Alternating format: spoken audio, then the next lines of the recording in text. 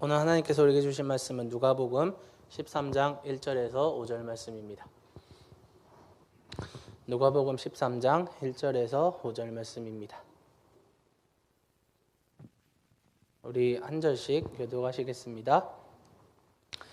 바로 그때에 몇몇 사람이 와서 빌라도가 갈릴리 사람들을 학살해서 그 피를 그들이 바치려던 희생제물에 섞었다는 사실을 예수께 일러드렸다. 예수께서 그들에게 대답하셨다. 이 갈릴리 사람들이 이런 변을 당했다고 해서 다른 모든 갈릴리 사람보다 더 큰 죄인이라고 생각하느냐? 그렇지 않다. 내가 너희에게 말한다. 너희도 회개하지 않으면 모두 그렇게 망할 것이다. 또 실로암에 있는 탑이 무너져서 치어 죽은 18사람은 예루살렘에 사는 다른 모든 사람보다 더 많이 죄를 지은 사람이라고 생각하느냐? 함께 읽겠습니다. 그렇지 않다. 내가 너희에게 말한다. 너희도 회개하지 않으면 모두 그렇게 망할 것이다. 아멘. 저희가 몇 달 전부터 그 이단에 대한 경계를 좀 알려드렸는데 한국에 이단이 참 많습니다. 그런데 한국의 이단 중에 성락교회를 주축으로 하는 베레아라는 단체가 있습니다.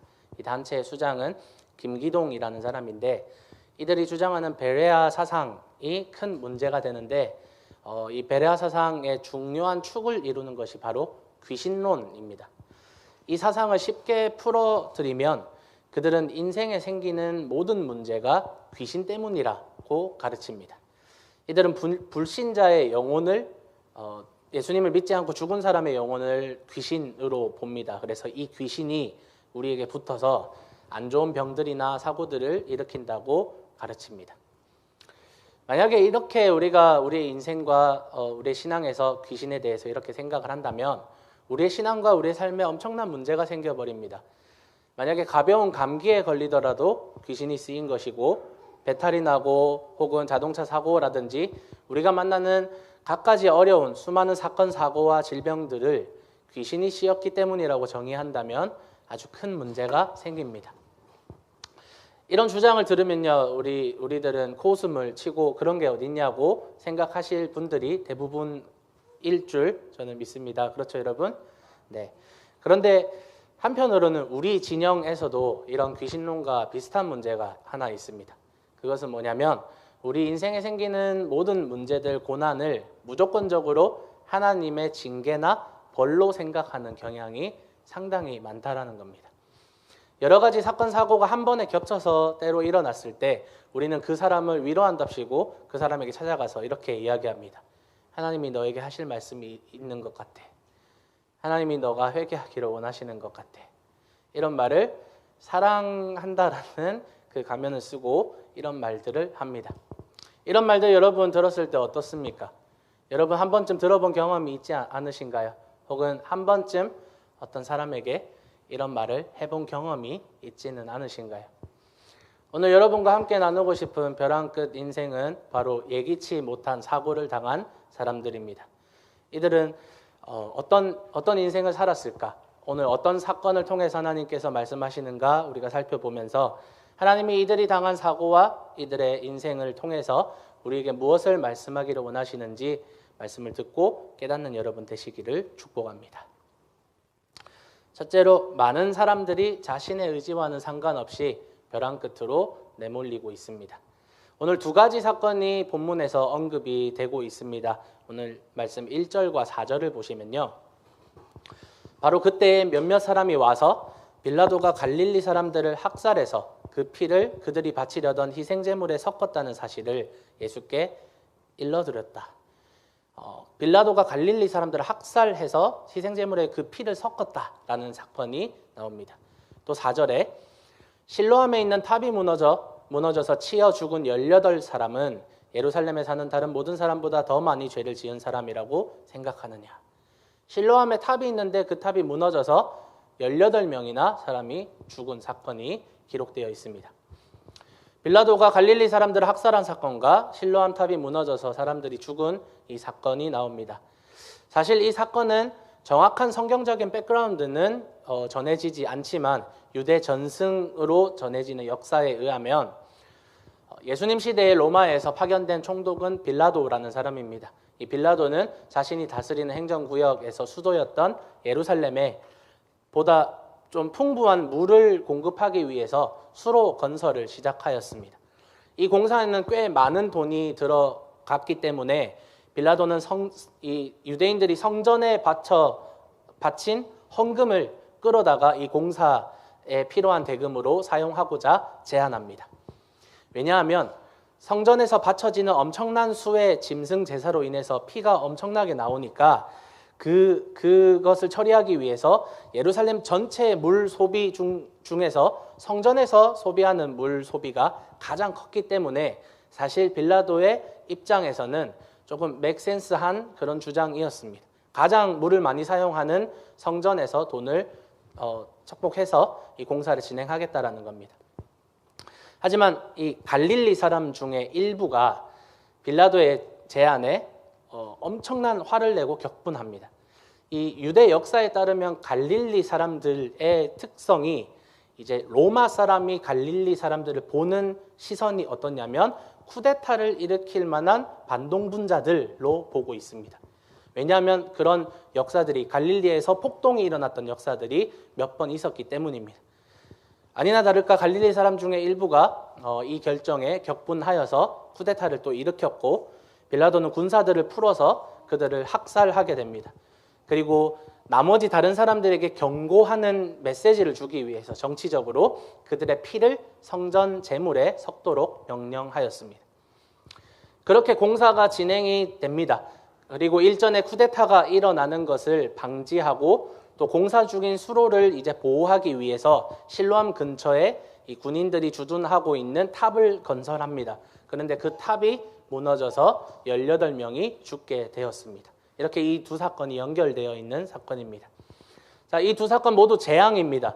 아주 큰 사건입니다. 많은 사람들이 학살을 당했고 많은 사람들이 죽게 된 사건입니다. 우리는 이런 사건들, 이런 비극적인 좀 큰 사건들을 뉴스를 통해서 많이 접합니다. 제가 어린 시절 뉴스를 통해서 이렇게 보았던 상품백화점 그 붕괴 사건이라든지 혹은 성수대교 붕괴 사건은 아직도 눈에 좀 생생합니다.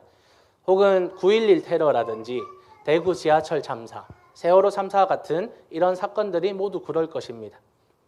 또한 개인에게 찾아오는 개인적인 어려움들이 있습니다. 병에 걸리거나 교통사고를 당하거나 혹은 강도를 만나거나 사업에 실패하거나 관계 어려움을 갖는 그런 어려움, 개인적인 어려움들이 우리 인생에 찾아옵니다.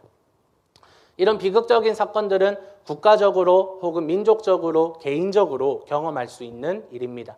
그런데 오늘 1절 말씀에서 이 비극적인 어려움을 당한 사람들의 소식을 예수님에게 전하는 사람들, 몇몇 사람들이 예수님께 왔다라고 되어 있는데 이 사람들의 의도는 무엇일까요? 예수님에게 그저 이 비극적인 소식을 전하는 게 목적이었을까요?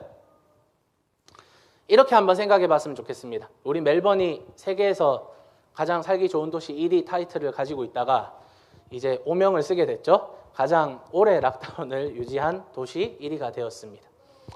다른 도시나 다른 나라에 사는 어떤 누군가가 이렇게 이야기한다고 한번 생각해 봅시다. 빅토리아가 동성결혼을 합법화해서 하나님이 멜번을 벌 주시는 거야 라고 말한다면 이 말은 제가 실제로 들은 말입니다, 여러분. 멜번 시민으로서 전 시민권이 없지만 여러분 화가 나지 않습니까? 네, 우리 되게 살기 좋은 도시인데 오늘 예수님께 이 사건을 지금 전하고 있는 사람의 태도는 바로 영적인 우월감에 있습니다. 이 벼랑 끝에 있는 사람들, 아니 이미 죽은 사람들을 지금 2번 죽이는 행위이며 또 이들의 남겨진 유족들의 마음을 후벼 파는 그러한 행동일 것입니다.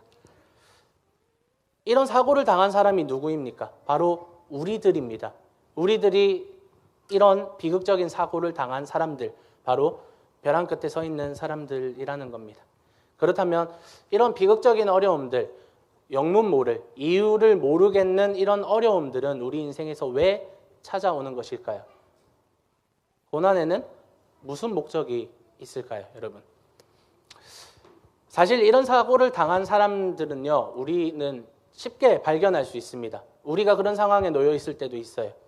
그래서 이런 이야기를 들을 때 어떤 사람이 어려움을 당하고 있다라는 소식을 들을 때 여러분의 마음은 여러분의 마음에 어떤 생각이나 마음이 드십니까? 혹시 사고를 당했대? 오, 쌤통이다. 이런 마음이 드셨나요? 아니면 우리 교회 성도가 아프대, 교통사고가 났대 이런 소식을 들어도 무관심인가요? 그렇다면 여러분 그건 정말 문제가 있는 겁니다. 여러분 네, 관심을 가지셔야 됩니다. 그런데 많은 사람들이 이런 아프다, 뭐 어려움을 당한다라는 소식을 들으면 쉽게 지은 죄가 많아서 그렇다, 하나님이 치셨네라는 생각을 한다고 합니다. 서두에서 말씀드린 것처럼 하나님은 당신이 회개하기를 원하시는 것 같다라는 말을 우리가 쉽게 합니다.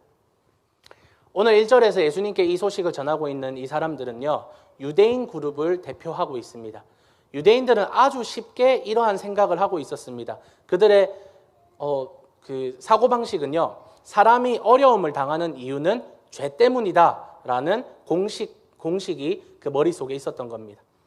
학살당한 갈릴리 사람들이, 그리고 탑이 무너져서 죽은 이 18명의 사람들이 죄가 없었다고는 할 수 없을 것 같습니다. 왜냐하면 사람은 죄인이니까요.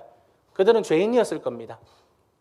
하지만 더 큰 문제는 유대인들이 가지고 있는 사고방식에 있었습니다. 병이 있거나 사고를 당하거나 영문 모를 그런 어려움을 당하는 사람들은 죄가 있기 때문에 하나님이 그 죄를 벌하시기 위해서 그에게 어려움을 주시는 것이다 라고 생각하는 이런 사고방식이 문제가 있는 것입니다. 성경을 보면요, 수많은 문제 있는 사람들, 특별히 예수님을 둘러싼 이 복음서에는 수많은 병자들이 나옵니다. 특별히 예수님께서 사역하시는 그 대부분의 장면들이 병자들을 고치는 그러한 장면들입니다. 걷지 못하는 사람, 보지 못하는 사람, 듣지 못하는 사람 등 수많은 이 아픈 사람들이 예수님 주변에 있습니다. 그런 그들을 바라보는 유대인 그룹의 시선은 이랬습니다. 요한복음 9장 1절에서 2절입니다. 예수께서 가시다가 날 때부터 눈먼 사람을 보셨다. 제자들이 예수께 물었다. 선생님, 이 사람이 눈먼 사람으로 태어난 것이 누구의 죄 때문입니까? 이 사람의 죄입니까? 부모의 죄입니까? 예수님이 날 때부터 눈먼 사람, 태어날 때부터 장애를 가지고 태어난 이 사람을 보십니다. 그런데 아직 예수님 밑에서 훈련이 덜 된 제자들, 유대주의적 사고방식을 그대로 가지고 있는 이 제자들이, 예수님의 제자들이 예수님에게 이 사람이 장애를 가지고 태어난 것이 이 사람이 죄를 지어서 그렇습니까? 아니면 이 사람의 부모가 죄를 지어서 그렇습니까? 라고 물어보면서 그 마음에 단정 짓고 있어요. 아, 이 사람이 어려운 것은 죄 때문이구나. 자신의 의지와 상관없이 장애를 가지고 태어난 사람들과 사고를 당해서 장애를 가지게 된 사람들, 부모에게 버림받은 고아와 배우자와 사별하거나 이혼한 사람들, 병을 가진 사람들, 그리고 병을 이기지 못하고 죽은 사람들, 사업이 망한 사람들, 영주권 취득에 실패한 사람들 등 이러한 우리는 자신의 의지와는 상관없이 실패와 좌절과 어려움을 겪는 사람들을 우리 주변에서 아주 쉽게 찾아볼 수 있습니다. 지난 2주 동안 저희는 사울과 다윗의 이야기를 살펴보았습니다. 그들은 분명히 자신의 죄 때문에 어려움을 자초한 사람들이었습니다. 야곱 또한 그런 사람이었겠죠. 하지만 오늘 등장하는 학살당한 사람이나 이 실로암 탑이 무너져서 사고를 당한 사람들은 그들의 죄로 인해서 어려움을 당했다고 생각하는 것이 과연 옳을까요, 여러분? 이렇게 한번 생각해 봤으면 좋겠습니다. 대부분의 우리 시민들은요, 법과 규제를 꽤 잘 지키면서 살아갑니다.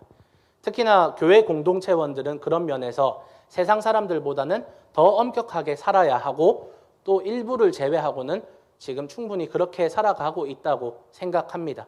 물론 윤리적인 문제에서 많은 비판을 받고 있는 현재 우리 기독교의 상황이지만 말입니다.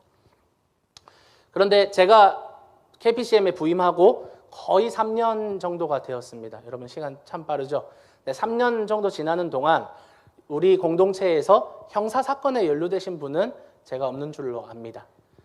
그냥 우리가 소소하게 운전하면서 걸린 벌금 정도, 그 정도 법을 어길 뿐, 아니면 제이워킹 정도 할 뿐, 우리 KPCM 성도님들은 다들 그렇게 평범하게 우리 법이 요구하는 그 명령을 잘 지키면서 살아가는 평범한 사람들인 것 같습니다.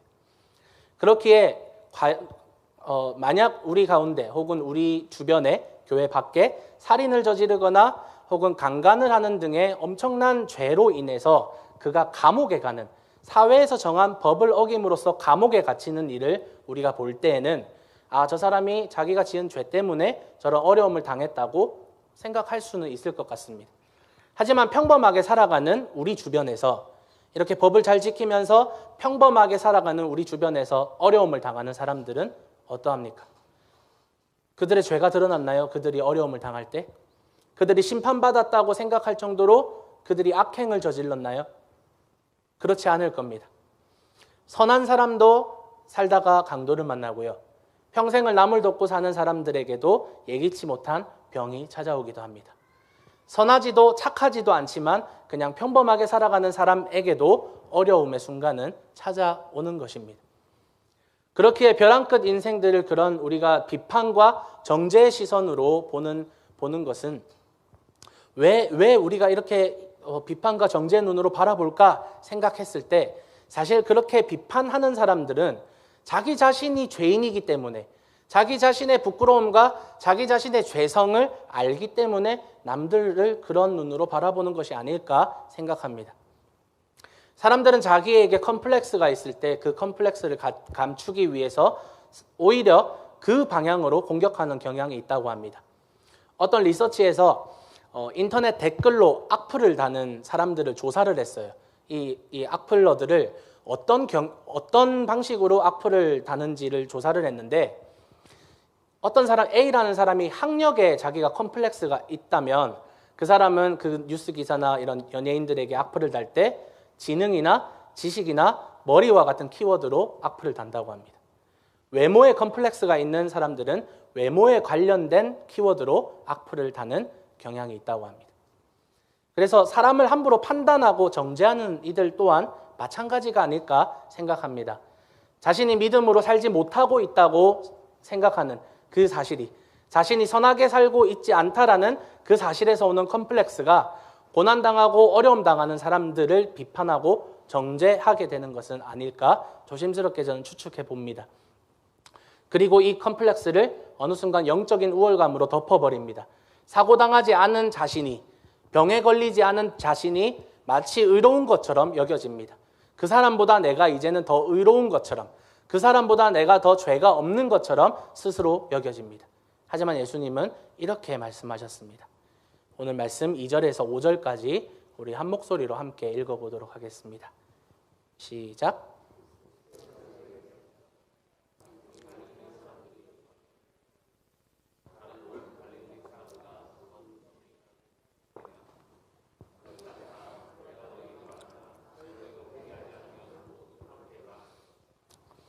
또 실로암에 있는 탑이 무너져서 치여 죽은 18사람은 예루살렘에 사는 다른 모든 사람보다 더 많이 죄를 지은 사람이라고 생각하느냐?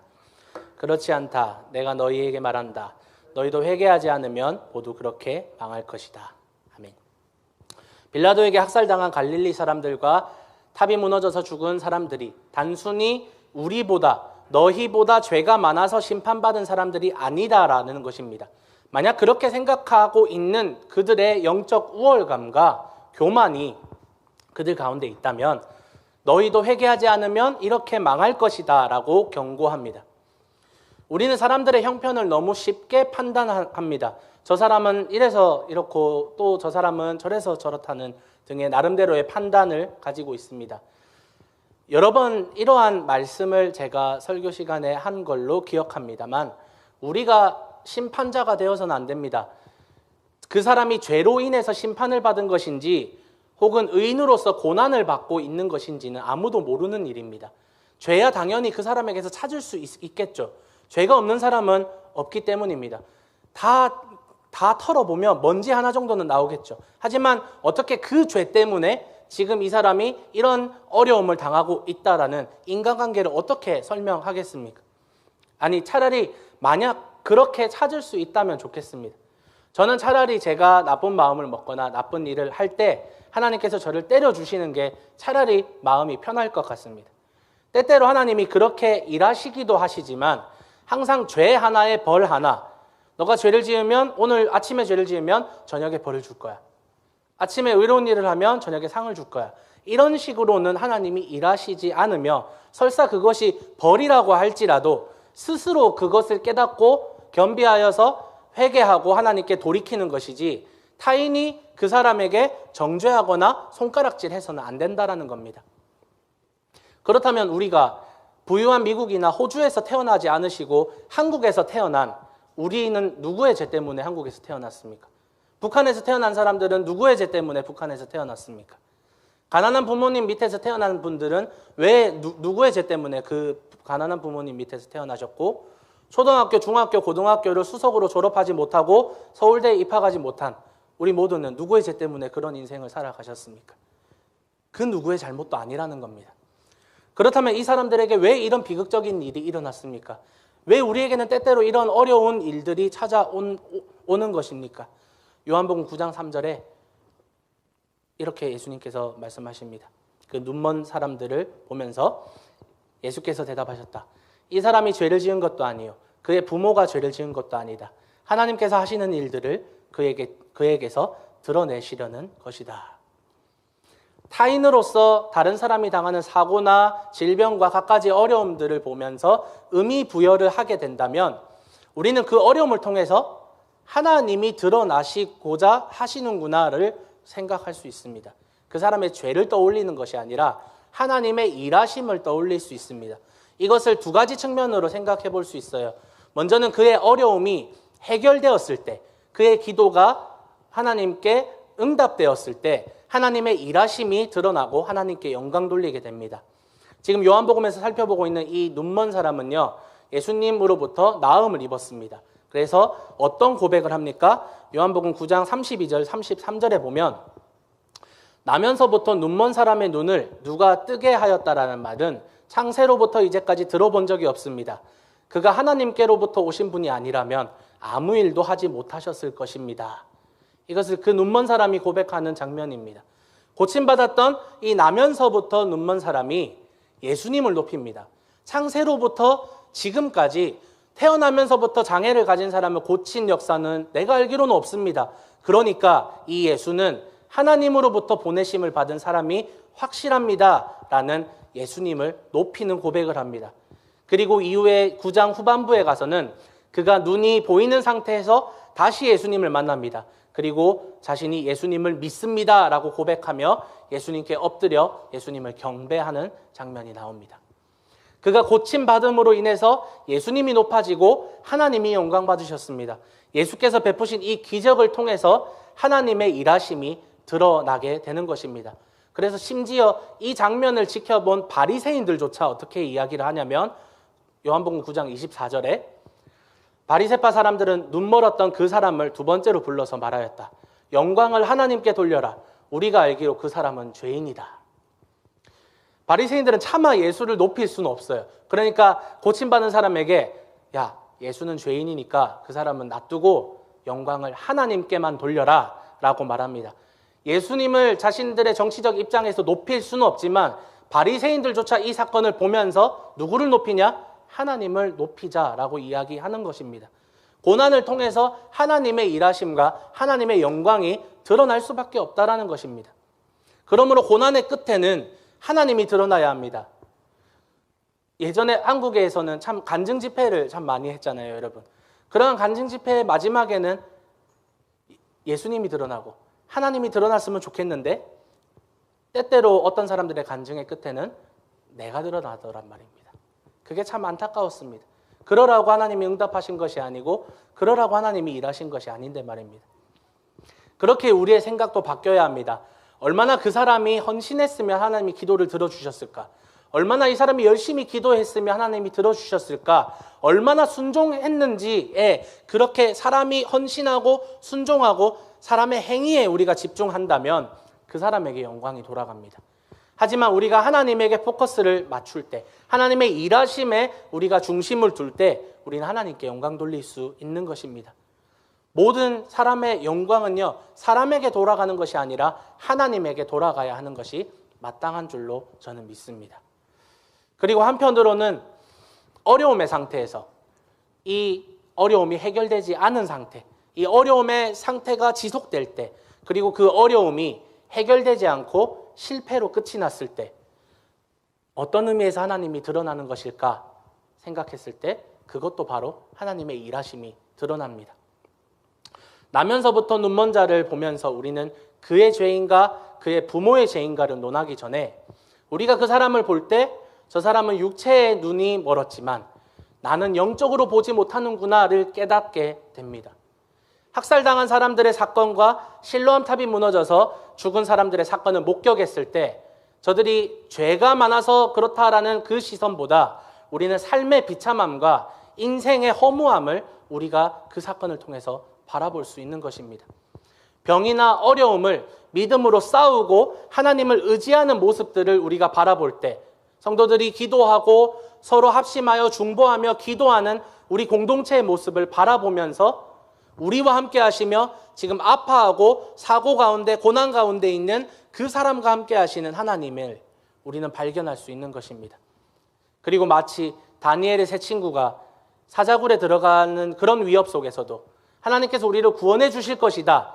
하지만 하나님이 그리 아니하실지라도 하나님이 우리를 구원하지 않으실지라도 지금 이 사자굴에서 우리를 구하지 않으실지라도 기도가 이루어지지 않고 우리의 인생이 해피엔딩으로 끝나지 않고 병상에서 쓸쓸히 죽어가고 갑작스러운 사고로 죽게 되더라도 하나님을 섬기는 우리의 인생을 보며 그의 인생을 보며 우리는 하나님을 기억할 수 있는 것입니다. 요한복음의 눈먼 사람은 고침을 받아서 예수님과 하나님께 영광을 돌렸습니다.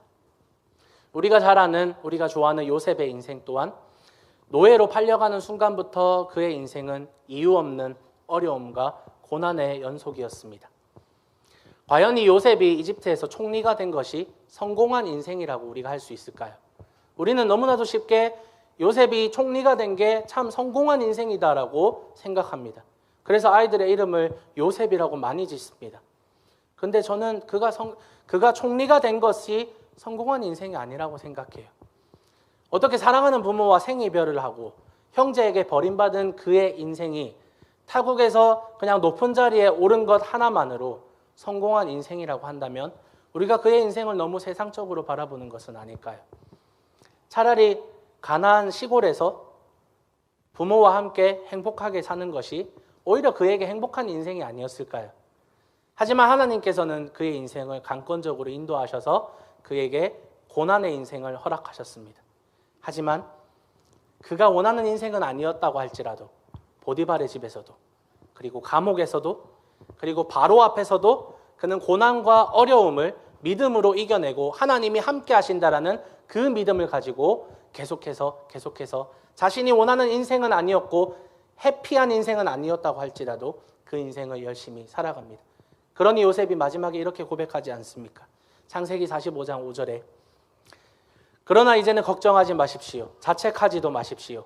형님들이 나를 이곳에 팔아 넘기긴 하였습니다만 그것은 하나님이 형님들보다 앞서서 나를 여기에 보내셔서 우리의 목숨을 살려주시려고 그렇게 하신 것입니다.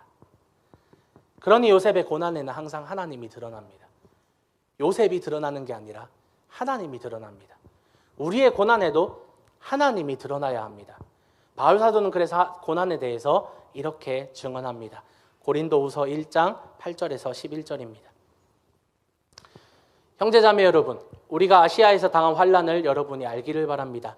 우리는 힘에 겹게 너무 짓눌려서 마침내 살 희망마저 잃을 지경에 이르렀습니다. 복음을 전하면서 너무나도 어려운 상황에 매를 맞고 너무나도 죽을 고비를 겪었다고 지금 바울이 이야기하면서 그래서 9절에 뭐라고 이야기하냐면 우리는 이미 죽음을 선고받은 몸이라고 느꼈습니다.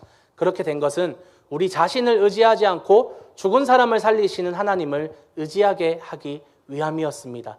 9절에서 뭐라고 말하냐면 고난 중에 우리 자신을 의지하지 않고 죽은 사람도 살려내시는 하나님을 의지하는 방법을 배우는 것이 바로 고난이다.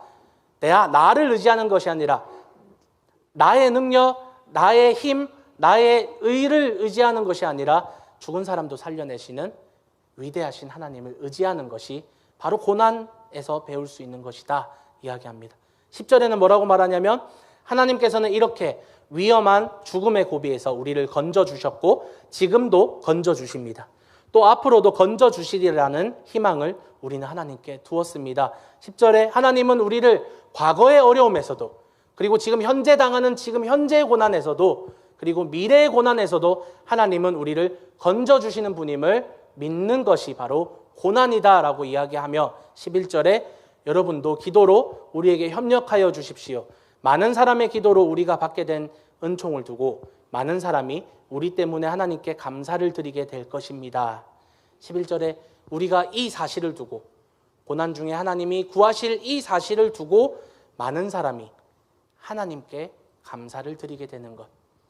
결국 하나님이 하나님을 의지하고 하나님을 신뢰하고 하나님께 감사하게 되는 것이 진정한 고난이라는 것입니다. 사랑하는 여러분, 이유를 모를 어려움에 여러분 혹시 빠져 계십니까? 사실 코로나 바이러스의 위험만 보더라도 우리는 사실 이유 없는 영문 모를 고난에 처해 있다고 해도 과언이 아닐 것입니다. 그렇다면 우리는 이 가운데서 우리에게 허락된 이 고난의 목적에 집중해야 합니다. 하나님이 드러나야 합니다. 하나님을 의지하고 하나님을 신뢰하고 하나님께 감사하게 되는 것. 하나님이 드러나야 우리의 고난이 옳은 방향으로 사용되게 됩니다. 그리고 우리가 바라보는 사람의 고난, 그가 당하는 고난을 죄의 심판이 아니라 설사 그것이 죄로 인한 심판이라고 하더라도 그게 맞더라도 그가 회개하는 일을 통해서 하나님을 영광 받으실 거예요. 죄에 대해서 벌하셨다라는 점에서도 하나님의 공의가 드러날 겁니다. 이렇든 저렇든 그가 죄로 인해서 심판받은 것이든 아니면 영문 모를 고난이든 우리는 우리의 인생의 모든 면을 통해서 하나님의 일하심을 깨닫고 느껴야 합니다. 여러분이 여러분의 인생을 스스로 바라볼 때 내가 고난 중에 있구나, 내가 어려움을 당하고 있구나, 그것을 바라볼 때에도 또 다른 사람이 당한 어려움을 볼 때에도 네가 지은 죄가 많아, 너 회개해 라고 하는 것이 아니라 하나님께서 일하실 거야. 근데 너 많이 힘들겠다. 내가 널 위해서 기도할게 라고 손 한번 잡아주시는 게 정말 우리 공동체가 해야 될 일이 아닐까요? 사고당한 그 유대인을 누가 고쳤습니까? 레위인이 고쳤나요? 제사장이 고쳤나요? 이방인이었던 사마리아인이 그의 피를 닦고 상처를 고쳐주고 그를 치유하였습니다. 우리에게 그런 사람이 필요합니다. 그에게 손 내밀어 줄 사람. 너의 죄 때문이 아니라 지금 하나님이 드러나실 거야. 위로할 수 있는 그런 넉넉한 여유를, 마음의 여유를, 사랑을 가지시는 여러분이 되시기를 축복합니다. 그럴 때 우리 가운데에 하나님이 반드시 일하실 것입니다. 최근에 넷플릭스에 참 한국 드라마가 많이 전 세계적으로 막 올라오고 있어요. 그렇죠? 네. 근데 최근에 이제 그 오징어 게임을 누르고 지옥이라는 드라마가 이제 1위를 지금 찍고 있다고 합니다. 저는 이 드라마를 아직 보지 않았는데 이 드라마에서 사이비 종교인 새진리회라는 이 사이비 종교가 천사가 나타나서 어떤 악한 사람을 지목해서 그가 죽는다라는 이런 메시지가 나오고 죽음의 사자들이 와서 그를 때려 죽이는지 태워 죽이는지 모르겠어요. 그래서 그 사람이 심판을 받는 그런 사건이 나옵니다. 그래서 그 공포의 메시지를 통해서 사람들을 미혹하고 사람들을 그들의 그 사이비 종교로 이렇게 유혹합니다. 정말로 천사가 이것이 천사인지 악마인지 모를 초자연적인 존재가 나타나서 그 지목된 사람을 죽이게 되는데 온 국민이 공포에 떨고 새 진리에는 점점 교세가 커지는 그런 종말론적인 그런 SF를 그린 드라마인 것 같아요. 그런데 저는 이것을 유튜브를 통해서 조금 스토리가 어떻는지 이렇게 보았는데 만약 교회가 죄, 심판, 그로 인한 형벌 이러한 프레임으로만 사람들을 공포에 몰아넣으면 그것으로 인해서 건강한 신앙생활이 될까요? 앞에서 서두에서 말한 귀신론 같이 모든 고난과 모든 어려움을 공포를 조장해서 죄와 심판과 고난이라는 프레임을 가지고 사람들을 공포심을 유발한다면 그것은 저는 건강한 신앙생활이 아니라고 생각합니다.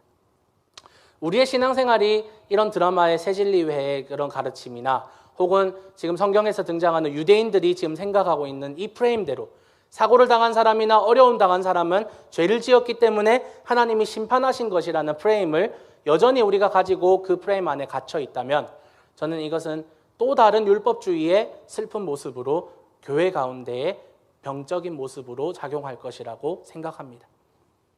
예수님께서는 모든 아픈 자들에게 수고하고 무거운 짐진 자들아 다 내게로 오라 내가 너희를 쉬게 하겠다라고 말씀하셨습니다. 여기에서 말씀하신 짐은요 율법입니다. 율법이 요구하는 너무나도 무거운 짐을 사람들이 지고 율법주의에 빠져서 구원도 모르고 은혜도 모르고 하나님의 사랑도 모르고 그냥 그 짐을 지고 행위에 쫓아서 그렇게 무거운 짐을 지고 있는 그들에게 내게로 와라 내가 너희를 쉬게 하겠다. 율법이 말하는 죄와 정죄와 심판의 이 프레임을 이야기하는 겁니다. 하지만 우리 주 예수 그리스도께서 모든 짐을 우리가 주님께 드린 그 모든 율법의 짐을 다 짊어지시고 십자가에서 우리를 해방하셨다는 사실을 우리는 믿는 사람들입니다. 아멘 하십니까? 그러므로 그리스도 예수 안에서 더 이상 정죄함이 없나니 생명과 성령의 법이 죄와 사망의 법에서 우리를 해방하였다라고 하지 않습니까? 우리는 자유합니다, 여러분. 우리는 해방되었고 그래서 더 이상 우리를 억누르는 그런 죄와 심판과 고난이라는 이 사이클이 더 이상 율법의 굴레에 우리가 갇혀 있지 않다라는 겁니다. 그래서 우리는 우리 스스로를 죄인으로 보지 않습니다. 우리는 예수 안에서 예수님의 의를 전달받은 의인입니다. 그리고 자유인입니다. 그렇게 고난 중에 있는 그 다른 사람들을 볼 때 우리의 시선도 변화해야 하는 것입니다. 긍휼과 자비가 있어야 합니다. 그가 얼마나 아플지를 긍휼의 시선으로 바라보아야 하지 판단과 정죄의 시선으로 바라본다면 우리는 우리의 짐을 예수님께 드린 예수님께 맡긴 사람이 아니라는 뜻이 됩니다. 우리는 사랑과 긍휼로 그들을 안아주어야 합니다. 우리 주위를 한번 돌아봅시다. 우리 주위에 이런 어려움을 당한 사람 단 한 사람도 없나요? 저는 너무나도 많다고 생각합니다. 우리 공동체는 약자를 안아줄 단 한 명의 위로자가 없는 것은 아닐까 생각했을 때 그래도 많다라고 생각합니다. 손잡아주고 안아줄 수 있는 위로자가 우리 교회에 많다고 생각합니다. 누가 아프다고 할 때 야 너만 아프냐? 나도 아프다 라고 말하는 게 아니라 함께 울어주는 사람들이 있습니다. 어려움 당한 사람을 꼭 안아주는 사람들이 있습니다. 그럴 때 우리에게 감동이 됩니다. 그리고 하나님이 일하시도록 하나님이 드러나시도록 그를 위해 기도하고 있습니다. 우리 교회가 계속해서 이런 사랑과 긍휼을 가진 사랑의 공동체가 되었으면 좋겠습니다. 말씀을 마치며 2018년 4월에 전에 제가 설교 한번 했을 때 말씀드렸는데 갑작스런 교통사고로 중학교 시절부터 가장 친한 친구가 먼저 세상을 떠나게 되었습니다. 그리고 지난 금요일에 암으로 투병 중이던 유치원 때부터 친구가 또 먼저 하늘로 올라갔습니다. 2달 전에 이 친구 교회의 목사가 이 친구에게 이런 말을 했다고 합니다. 형제에게 하나님이 하실 말씀이 있는 것 같아요. 회개하고 기도하면서 하나님의 뜻을 찾아봅시다. 이런 얘기를 했다고 해요. 사실 이 설교를 준비하면서 3일 전에 친구랑 3일 전이 아니라 수요일에 친구랑 통화를 했고 금요일에 친구가 죽게 되었는데 이 친구가 그런 말을 하더라고요. 너는 그런 사람이 되지 않았으면 좋겠다. 더 이상 한국 교회가 그런 교회가 되지 않았으면 좋겠다. 참 마음이 아팠습니다, 여러분. 그러면서 저 또한 사람들을 만날 때 사람들을 위로한답시고 목회자라는 그 이유 하나만으로 나는 사람들에게 칼을 찔러대고 있지는 않았을까 뒤돌아보았습니다. 그를 위로한답시고 그에게 지금 상황에 답을 내려준답시고 회개하자, 기도하자라고 말하지는 않았는지 저는 뒤돌아보았습니다. 여러분, 우리 주변을 둘러봅시다. 위로해야 될 사람들이, 기도해야 될 사람들이 참 많습니다. 분명히 사울과 다윗처럼 죄로 인해서 어려움이 찾아왔다는 사실이 드러난다면 우리는 스스로 회개해야 할 것입니다. 하지만 우리가 그를 향해서 비난의 화살을, 비난의 손가락질을 하는 것이 아니라 그가 돌이키고 온전히 회복할 수 있도록 기도해 주면 됩니다. 그런데 정말 이유 모를 어려움이 찾아온 사람이 있다면 우리는 그를 꼭 안아주어야 합니다. 그냥 아무 말씀하지 마시고 손잡아 주시고 안아주세요. 함께 울어주세요. 하나님이 일하시도록, 하나님이 드러나시도록, 그의 인생과 그가 당한 어려움을 통해서 하나님이 영광 받도록 기도해 주어야 합니다. 오늘 말씀의 제목대로 벼랑 끝에 서 있는 인생을 벼랑 밑으로 밀어버리는 그러한 사람들이 되는 것이 아니라 우리 KPCM 성도들은 그 벼랑 끝에 있는 사람들의 손을 잡아주며 다시 안전한 곳으로, 다시 예수님의 품으로, 다시 교회의 품으로 그를 인도해주는 그런 사랑의 사자가 되기를 소망합니다. 그리고 자유케 하시는 예수 그리스도를 전하는 우리 모두 KPCM 성도님들 되시기를 예수님의 이름으로 축복합니다.